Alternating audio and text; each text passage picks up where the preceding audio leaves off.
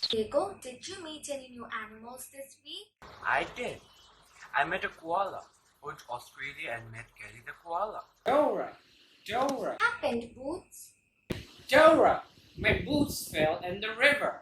Oh no, this is bad news. What were you doing in the river? Sorry, Dora, I was just trying to learn more about what I am learning in school. We are learning about the river. Oh, I see. Don't worry, Boots. We will go to the river, find your boots, and learn all about rivers together. But how should we do so? ¿Cómo vamos a río? Ask maps, of course. Map, I'm the map, I'm the map, I'm the map, I'm the map, I'm the map, I'm the map. Hi, friends. Dora, Boots, and Diego want to go to the river. To go to the river, you have to go through the forest, down the hilly plains, and then you reach the river. Make sure to call me when you reach the forest.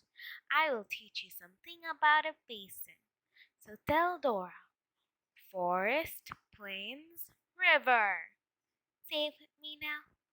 Forest, plains, river. Forest, plains, river. Forest, plains, river. Your maps, we will definitely call you and ask you more about rivers. So, shall we go now? Yes, let's go help Boots. Yeah, So, which way did maps tell us to go? Forest, plains, rivers.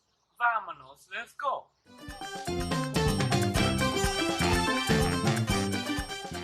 we reached the forest. We would reach the river in no time. Boots, did a map say to call him when we reach the river? Yeah, let's call maps. Can you say maps? So, friends, I will tell you about the drainage basin system. It is basically a system where an area of land is drained by a main river. It is an open system as it has inputs and outputs. The basic rundown of the system is when it rains, the trees soak in the water.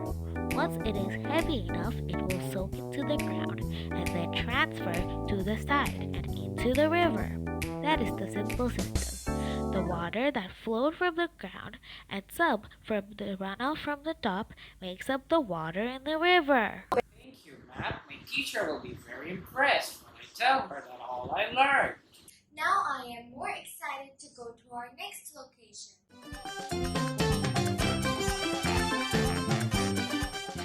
We reached the plains, and look, there is our friend Benny. Hola, amigos! We are going to the river to find my boots. Oh, be careful. Is there a way I can help you? Yes, there is. Map told us about the drainage basin system when we were coming to the plains. I wanted to learn more. Can you teach us, Benny? Teach anything you like about rivers or drainage basins? Of course. How about I tell you guys about river processes? Energy is needed in any system, not just in the drainage basin, for transfers to take place. Erosion is wearing away of the land and the stones carried in the river. A river may erode by one of the four processes: attrition, hydraulic action, corrosion, and corrosion. Transportation is the movement of rocks, sand, and silt by this river. A river can transport its load by one of four processes: transition, saltation, suspension, and solution. Deposition is the dumping of rocks, sand, and silt wherever the river slows down. Thank you, Benny. I did not know. Welcome, friends. All the best to you guys. Boots, don't be sad. You're gonna find your boots in no time. Keep the good work. Bye. That was awesome! But Diego, Benny, and Matt keep on talking about discharge. I'm a little confused about it. Is there a lot of it? Or is there less? What makes discharge even happen? Come on, Boots. Let me teach you about river discharge and hydrographs. What is a hydrograph? A hydrograph is a graph showing the discharge of a river at a given point, called a gauging station, over a period of time. A storm hydrograph shows how a river responds to a particular storm. Now let's learn what the terms discharge, volume, velocity is. Discharge is the amount of water in the river passing at a given point at a given time. Velocity is the speed of the water. Volume is the amount of water in the river system. If you want to calculate discharge, you simply multiply the velocity with the volume. So now back to the hydrograph. The increase in the discharge will be shown by rising level, and the gap between the time of the highest rainfall and the highest river level or discharge is called lag time. There are few factors that will affect the shape of the flood hydrograph. It is possible that two drainage basins will get the same amount of rainfall but different hydrographs, as soil, rock type, land use, and the use of river and density can factor in. See, thank you, Diego. I got very confused. No worries. It's good to learn. Now let's go to the river.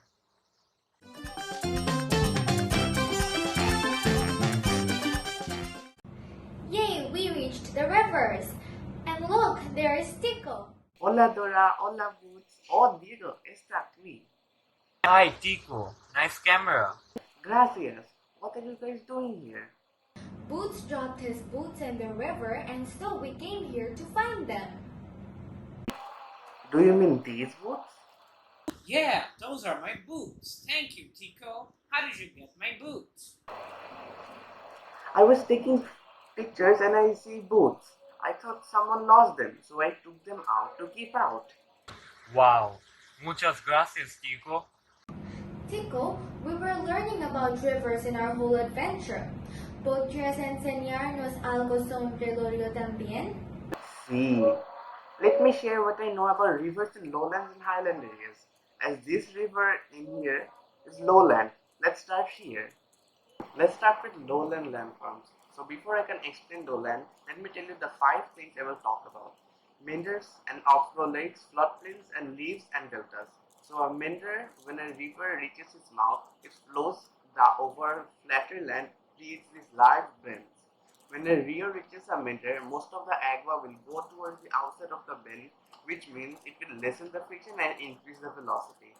More velocity means more energy to carry the material. The material erodes the outside of the bank. A smaller river cliff will form as the bank overcuts, collapses and retreats. The more the outside bend erodes, the neck of the meander gets narrow, and so at one point the rio cuts the neck and shortens the trail. So now the original is blocked off to leave a crescent-shaped oxbow lake. Although the lake dries up eventually, except during Lluvia Seda. Okay. Now for the floodplains and leaves. A floodplain is formed when the rio overflows and spreads out across a flat land.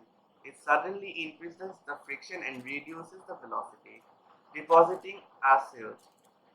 So as many times it floods a layer of silt, a floodplain forms. A leaf is an embankment that prevents the overflowing of water. Now for deltas. A delta is formed when a deposited material of sand and silt will build up upwards and outwards. A delta can also form when a river flows out gentle waters. So let's move on to highland areas. The 2 things we will learn in these landforms will be valleys and waterfalls. Sometimes large rocks flow from the sides of the river. This can cause the river to cut very rapidly, which is called vertical erosion. Vertical erosion can make the river the side very steep and shaped like the letter V. Sometimes there are very big rocks in the area which are hard to break down. Then the river will bend around it, calling interlocking spur. Waterfall occurs when there is an interruption in the middle of the river. Whoa! There is so much to learn. Thank you, Tico. Oh no, he's probably going to swipe Boots' boots and Tico's camera. No, not me camera.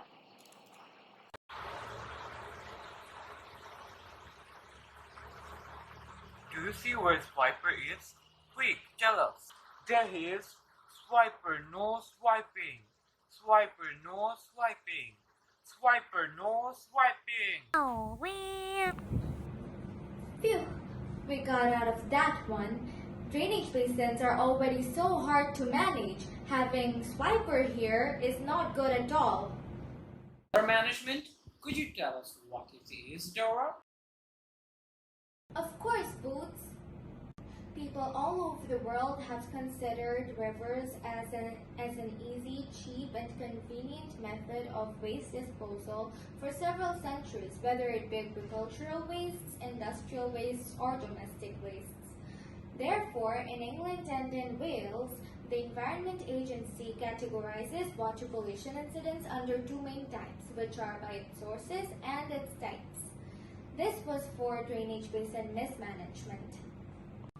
As for drainage basin management, there are two types, against controlling rivers and for controlling rivers. In against controlling rivers, the heavy rainfall and the flood water can be stored in rural areas where there are no concrete surfaces to increase the runoff. Rivers meander over a wide floodplain can allow excess water to be spread out over the wide floodplain and the increased wetted perimeter to reduce the velocity of the river. Lower peak discharge and reduced velocity means less risk of flooding and erosion downstream. Rivers and flood deposits silt over floodplain, making land more fertile for farming. And wetlands store water and provide wildlife habitats. In for controlling rivers, farming and urbanization increase through flow to rivers and reduce natural habitats. If levees are built too close to the river, there is no room for excess water, and river channels between levees are built up above the level of the floodplains. Much expense and environmental degradation is involved if we are forcing a river to flow through a particular course. Higher peak discharge and increased velocity means greater risk of flooding and erosion downstream. River channels are sometimes straightened to speed up discharge, but it is not natural for a river to flow in a straight line. We learned so much today. Thanks, Dora. See, I will go now. Adios. Thank you, Dora and Diego, for helping me get my boots back and learn so much about river. Anytime, Boots, we're always here to help. And I hope you learned something along with us. Thank you, friends. See you next time. Bye.